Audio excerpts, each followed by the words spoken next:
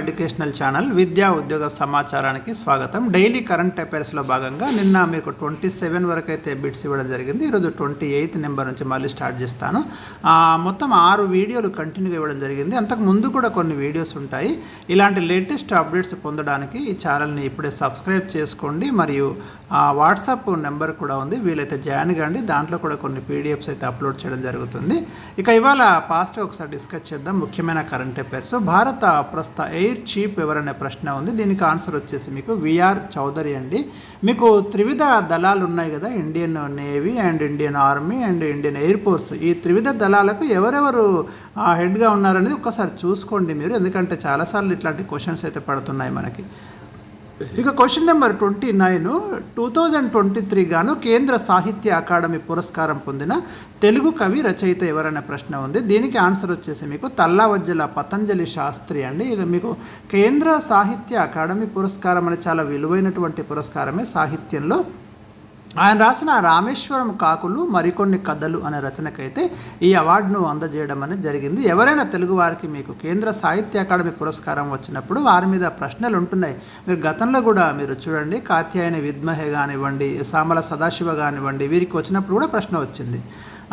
ఏ virus ద్వారా గవదబిళ్ళల వ్యాధి వ్యాపిస్తుంది? మీకు వైరల్ ఇన్ఫెక్షన్స్ చాలా ఇంపార్టెంట్ అండి. Bacterial infections, protozoan infections.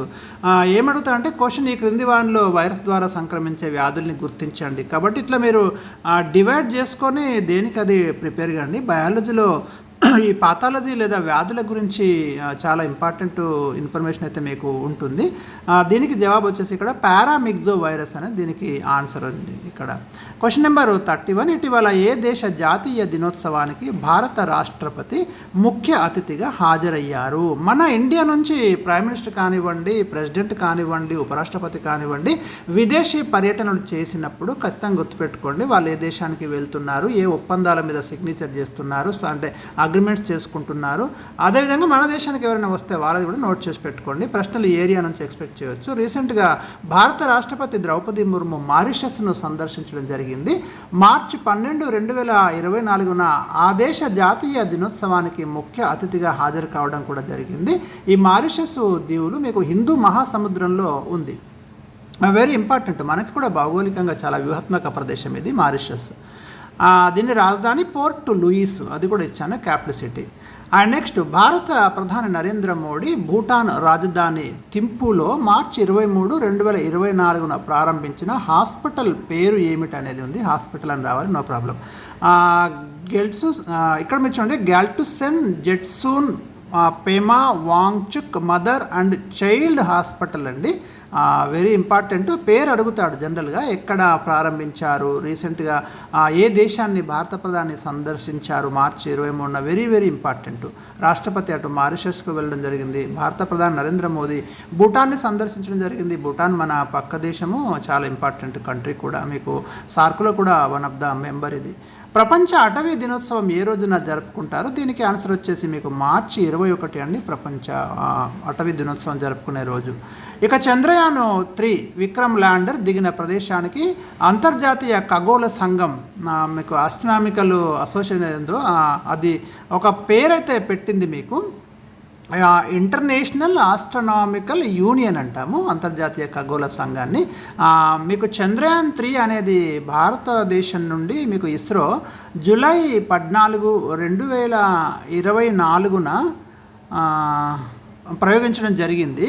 అయితే మీకు ఆగస్టు 23, మీకు ఒక నిమిషం ఇక్కడ చంద్రయాన్ 3 2023 జూలై 14 ప్రయోగించడం జరిగింది. ప్రయోగించిన తేదీ గుర్తుంచుకోండి మీరు, 2023 జూలై 14 మనం చంద్రయాన్ 3ని చంద్రుడి యొక్క దక్షిణ ధ్రువం మీదికైతే పంపించడం జరిగింది.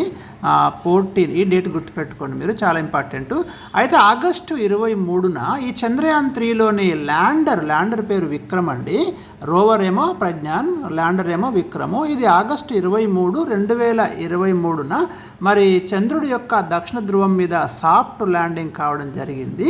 ఈ ఆగస్టు 23ను మనము నేషనల్ స్పేస్ డేగా కూడా సెలబ్రేట్ చేసుకుంటామని కేంద్ర ప్రభుత్వం నిర్ణయించడం జరిగింది. అయితే రీసెంట్గా ఎక్కడైతే విక్రమ్ ల్యాండరు చంద్రుడి యొక్క దక్షిణ ధ్రువం మీద ల్యాండ్ అయిందో ఆ ప్రదేశాన్ని ఈ ఇంటర్నేషనల్ ఆస్ట్రనామికల్ యూనియన్ ఏదైతే ఉందో వాళ్ళు ఏం పేరు పెట్టారంటే దానికి శివశక్తి, స్పేషియో శివశక్తి అని పేరు పెట్టడం అనేది జరిగింది. వెరీ వెరీ ఇంపార్టెంట్ అండి. ఇది చాలా ముఖ్యమైనటువంటి బిట్. ఇది కరెంట్ అఫైర్స్లో మీరు గుర్తుంచుకోండి. ఇంపార్టెంట్ డేట్స్ అన్నీ కూడా ఇక్కడ నేను ఇవ్వడం జరిగింది. ఇక్కడ మీకు మెటీరియల్ కూడా ఉంది. విక్రమ్ ల్యాండర్ 2023 ఆగస్టు 23న చంద్రుడి మీద దిగింది. ప్రయోగించింది మాత్రం జూలై 14. ఓకే, చంద్రయాన్ 3 ప్రయోగం. రైట్.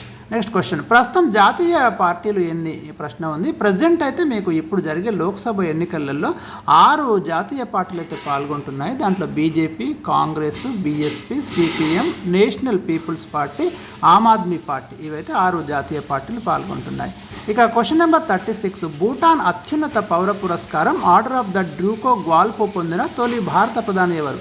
నరేంద్ర మోదీ అండి. మార్చి 22, 2024న ఈ పురస్కారాన్ని అయితే అందుకున్నారు.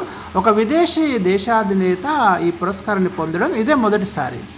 37, జీరోపుడు చిన్నారులని ఎవరిని పేర్కొంటున్నారు? రీసెంట్గా వార్తల్లోకి వచ్చింది. ప్రపంచవ్యాప్తంగా అల్ప మధ్య ఆదాయ దేశాలలో 6 నుంచి 23 నెలల పిల్లలు ఎవరైతే కడు పేదరికంతో కనీసం తిండికి నోచుకోని పిల్లలను, అంటే కనీసం ఇప్పుడు 6 నెలల తర్వాత నుంచి కొంత ఫుడ్ అయితే వాళ్ళకి అందాలి. మదర్ మిల్క్ కాకుండా దాటితో పాటు కొంత ఫుడ్ అందాలి, కానీ అది కూడా అందడం లేదు. వాళ్ళు చాలా ఆకలితో ఉన్నారు. అలాంటి పిల్లలను జీరోపుడు చిన్నారులు అంటున్నారు. రీసెంట్గా జరిగిన సర్వే ప్రకారం భారతదేశంలో వీరి సంఖ్య చూడండి 6.7 మిలియన్లు ఉంది అని పేర్కొన్నారు. ఈ స్టాటిస్టికల్ డాటా, ఈ పదం కూడా చాలా చాలా ఇంపార్టెంట్.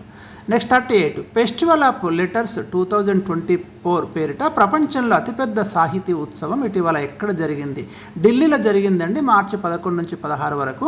కేంద్ర సాహిత్య అకాడమీ 1954లో ఏర్పాటు చేయడం జరిగింది. 70 సంవత్సరాల వార్షికోత్సవం సందర్భంగా ఈ బహుళ ఉత్సవం నిర్వహించబడింది అని మీరు గమనించండి. Very very important question. And ఈ రోజుకి ఇవి 10 క్వశ్చన్స్ అయితే మీకు ఇవ్వడం జరిగింది. నెక్స్ట్ వీడియోలో మరికొన్ని క్వశ్చన్స్ అయితే నేను అందించడం అనేది జరుగుతుంది.